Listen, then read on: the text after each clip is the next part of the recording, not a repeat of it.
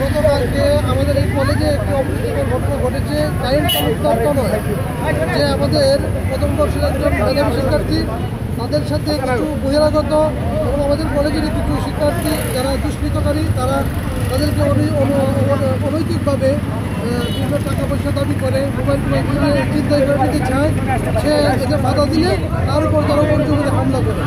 আমরা এর তীব্র নিন্দা এবং প্রতিবাদ জানাচ্ছি এবং প্রশাসনের কাছে জোর দাবি জানাচ্ছি এবং অনতিবিলম্বে তাদেরকে দোষীদের গ্রেপ্তার করে দৃষ্টান্তমূলক শাস্তি দেওয়ার জন্য। ধন্যবাদ। আমাদের সামনে রোডে ছুরি দিয়ে আঘাত করা হয়েছে। আমরা সুষ্ঠু বিচার চাই। আমি চাই প্রশাসনকে আপনারা এই জবাবদিহিতার মধ্যে নিয়ে আসবেন আগামী সময়টার মধ্যে।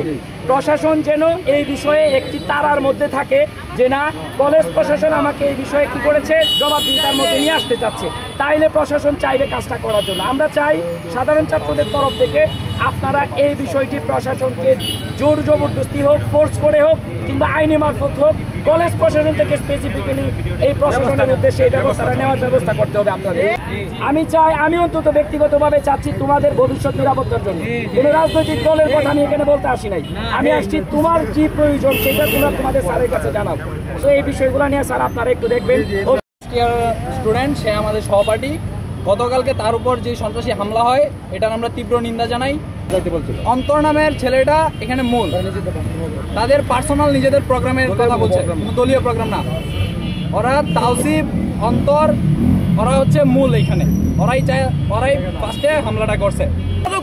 ওরা মাদক পর্যন্ত কলেজের মধ্যে সেবন করে।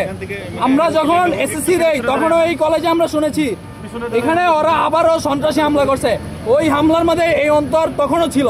সে কিভাবে এই সাহস পায় এই 25-এর বাংলায়, 24-এর বাংলায়, নতুন স্বাধীনতার বাংলায় ওরা কিভাবে ছাত্রদের উপর হামলা করে আবার।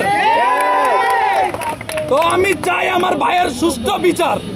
আর হইলে যে অবস্থা এই 5ই আগস্টের পরে মারামারিটা, আমি এই জায়গায় চাপ খাইছি মারামারিটা পরে আমি ভ্যান্স বাঙ্কা দিয়ে দৌড়ে আরো কয়েকটা রক্তপাত হইল।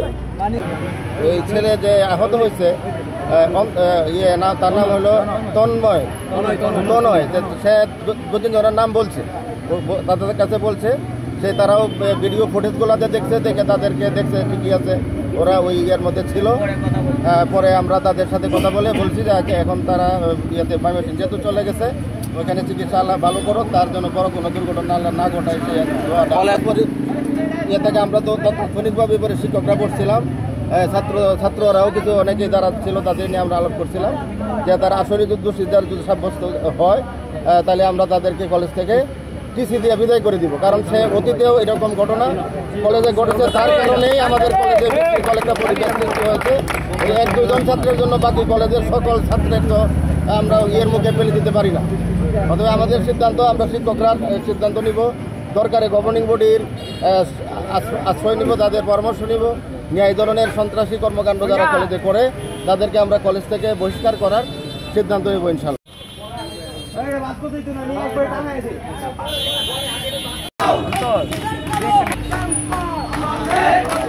এইটা সুজা দাঁড়ায়া